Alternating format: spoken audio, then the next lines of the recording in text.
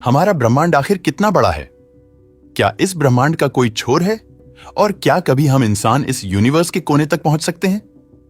आज हम आपको पृथ्वी से लेकर ब्रह्मांड के किनारे की एक रोमांचक यात्रा पर ले जाने वाले हैं, तो अपनी कुर्सी की पेटी बांध लीजिए और तैयार हो जाइए। ब्रह्मांड के कुछ अनसुने रहस्य को जानने के लिए चलिए अब पृथ्वी छोड़कर चलते हैं।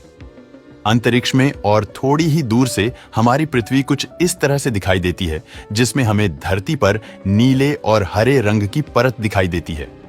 यहां से हम सभी महाद्वीपों को आसानी से देख सकते हैं। चलिए आगे बढ़ते हुए चलते हैं इंटरनेशनल स्पेस स्टेशन पर, जिसे हम स्पेस की होटल भी कह सकते हैं। पृथ्वी की सतह से करीब 400 किलोमीटर की ऊंचाई पर है। स्पेस स्टेशन अंतरिक्ष में इंसानों द्वारा बनाई गई सबसे बड़ी चीजों में से एक है।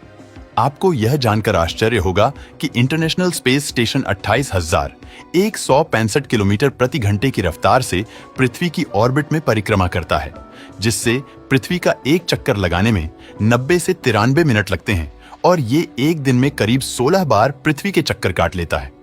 इस स्पेस स्टेशन से थोड़ी और ऊंचाई पर जाने पर हमें अनेक सैटेलाइट का जाल दिखाई देता है। यहाँ इंसानों के द्वारा बनाए गए हजारों सैटेलाइट और ऑर्बिट में परिक्रमा कर रहे हैं।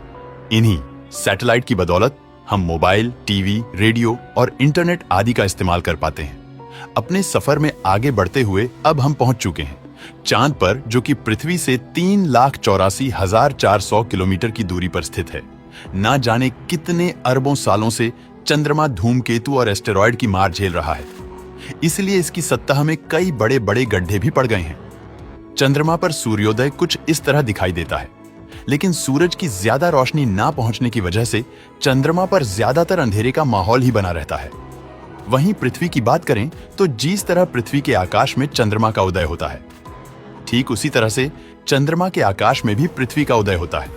फर्क बस इतना है कि यहां से चंद्रमा का कद छोटा दिखाई देता है और वहां से पृथ्वी का कद बड़ा दिखाई देता है, क्योंकि चंद्रमा पृथ्वी से काफी छोटा है। चलिए अब हम सौर मंडल के जन्मदाता सूर्य की तरफ चलते हैं, जिसके बिना जीवन की कल्पना कर पाना असंभव है। पृथ्वी से सूरज की दूरी करीब 152 मिलियन किलोमीटर है। जब हम पृथ्वी से सूर्य को देखते हैं तो वह हमें छोटे चमकते हुए गोले की तरह दिखाई देता है, लेकिन असल में सूर्य इतना बड़ा है कि वह अपने अंदर एक दो नहीं बल्कि 13 लाख पृथ्वी को समा सकता है। वहीं सूर्य की ग्रेविटी इतनी ज्यादा है कि यह पूरे सोलर सिस्टम को कंट्रोल कर रही है। इसकी ग्रेविटी की वजह से मरकरी, वीनस, अर्थ, मार्स, जुपिटर, सैटर्न, यूरेनस और नेपच्यून जैसे 8 ग्रह और प्लूटो और अनेक चंद्रमा व धूमकेतु सूर्य की परिक्रमा करते हैं। इन ग्रहों, उपग्रहों और धूमकेतु से सूर्य के आसपास सोलर सिस्टम का निर्माण होता है और सोलर सिस्टम से थोड़ी और दूर जाने पर हमें हमारा सौर मंडल कुछ इस तरह से दिखाई देता है। दोस्तों, अब अपने सफर को आगे बढ़ाते हुए सौर मंडल के छोर पर चलते हैं। यहां एस्टेरॉयड का एक विशाल समूह दिखाई देता है, जिसे कुइपर बेल्ट कहा जाता है। कुइपर बेल्ट में करीब 1 ट्रिलियन से भी ज्यादा एस्टेरॉयड मौजूद है, जो सौर मंडल को चारों तरफ से घिरे हुए हैं। ऐसा माना जाता है कि सूर्य का गुरुत्वाकर्षण बल यहीं पर आकर खत्म हो जाता है। अपनी यात्रा में आगे बढ़ते हुए हमारे सोलर सिस्टम के बाहर एक नए सोलर सिस्टम में चलते हैं, जिसका नाम है अल्फा सेंटोरी, जहां एक नहीं बल्कि 3-3 सितारे एक दूसरे के चारों तरफ घूमते हैं। अब हम अपनी पृथ्वी से कुल 20 प्रकाश वर्ष दूर ग्लिसे 581 प्लेनेटरी सिस्टम से रूबरू होते हैं, जिसका ग्लिसे 581c नाम से जाने जाने वाला ग्रह देखने में बिल्कुल पृथ्वी की तरह है। इस प्लेनेट पर इंसानों के रहने लायक तापमान तरल स्वरूप में पानी और पृथ्वी जैसी सतह मौजूद है और कुछ वैज्ञानिक का मानना है कि इस ग्रह पर एलियंस के होने की सबसे ज्यादा संभावनाएं हैं। अब और आगे बढ़ते हुए चलते हैं।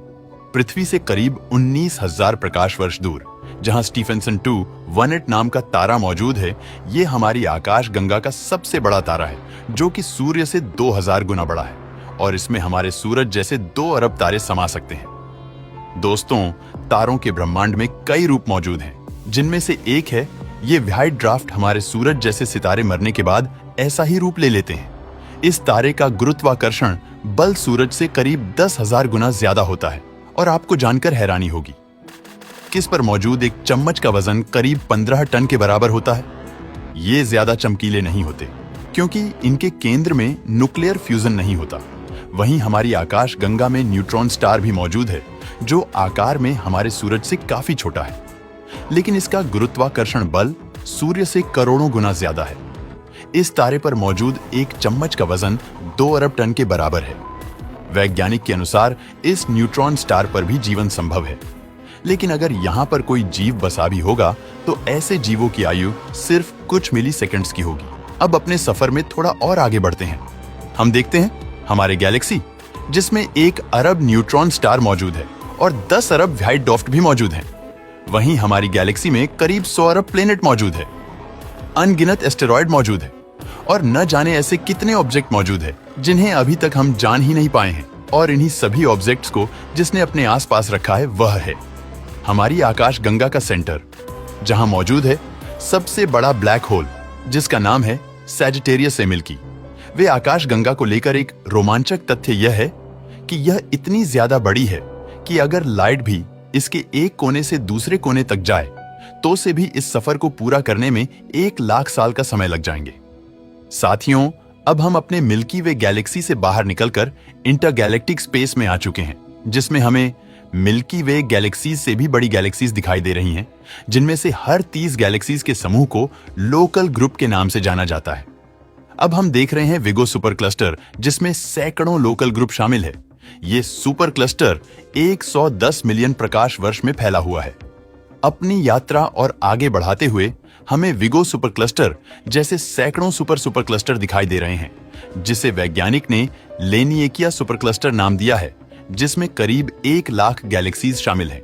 लेनिएकिया सुपर क्लस्टर से थोड़ा दूर जाने पर हमें इसके जैसे कई बड़े सुपर क्लस्टर दिखाई दे रहे हैं और ज्यादा दूर जाने पर हम देख सकते हैं हमारे ब्रह्मांड को, जिसमें लेनिएकिया सुपर क्लस्टर भी एक छोटे बिंदु की तरह दिखाई दे रहा है। और यहां से देखने पर पृथ्वी या सौर मंडल तो दूर की बात मिल्की वे गैलेक्सी को भी देख पाना नामुमकिन है।